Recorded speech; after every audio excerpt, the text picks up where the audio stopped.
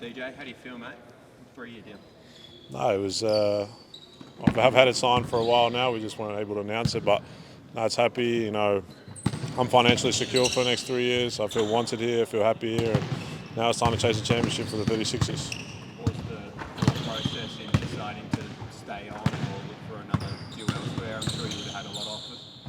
I think it was just being wanted here, honestly. When I first stepped foot here, GK, Nick, everyone pretty much in the front office, the players, the coaching staff welcomed me with open arms. And yeah, I never felt like leaving, and this is pretty much home now. So I'm happy to be here. You're one of now, I think, only 4 players that are contracted for next year. Obviously, Scotty's future hasn't been locked in. What assurances have the club given you of what the future's going to be like? I've had a few discussions with GK and Nick, and they kind of want my opinion on who to keep and who we think we should go after in the import market and whatnot. But again, that's something to have in the next few weeks. I'm just trying to focus on for the next, 4 games that we have going to try and make that play-in spot. Do you have a relationship with Minnis?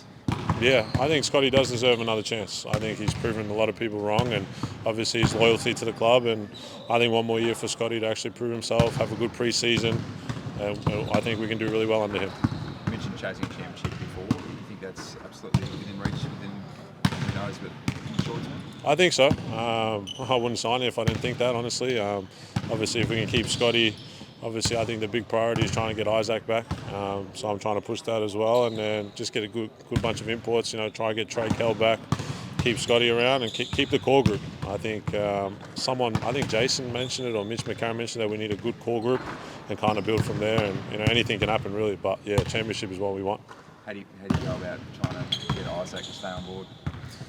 I don't know. We've got to kind of meet his demands. Maybe take him out to a dinner for a few times, trying to convince him. But no, I've got a good relationship with him. Obviously, everything we talk about is confidential, but it's just trying to make him happy. He's got a lot off the court as well, so try not to butt in with that. We'll just see what happens. You say that feeling wanted was one of the reasons you decided to sign here. Was there a time earlier in the season when you thought, what have I got myself into? No, I think I've always, the opportunity to come to a great club with a rich history it was very appealing to me. I never had the feeling of I don't want to be here or whatnot. So, I think I felt like I wanted to be here long term is when we played South East Melbourne just before the fever break. So I think it was the 17th of November.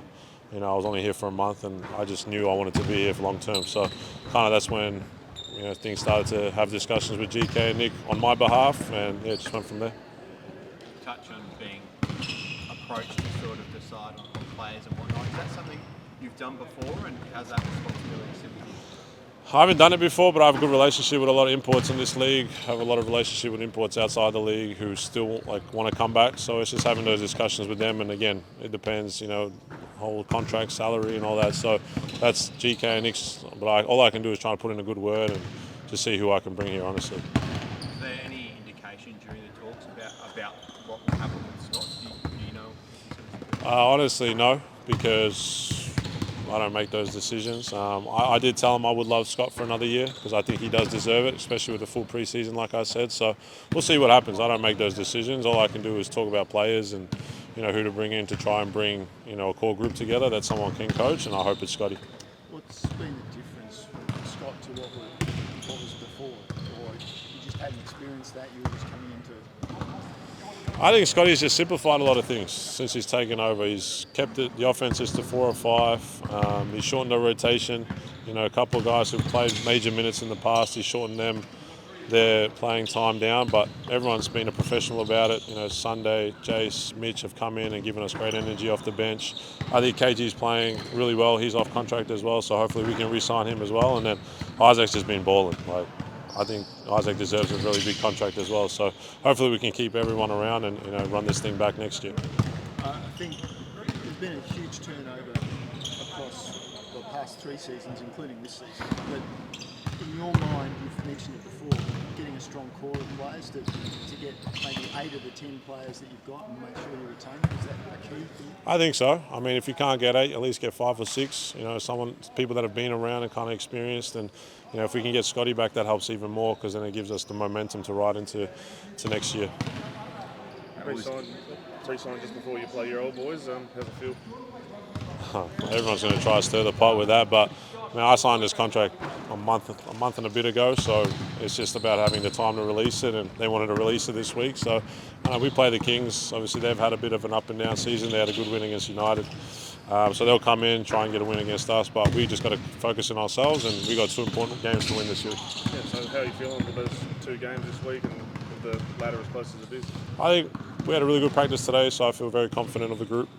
We just got to continue what we're doing, playing defense, sharing the ball offensively, and just continue to win, honestly. Like, sell out at the end of time. What's it like playing in front of these crowds? Is this a genuine basketball season?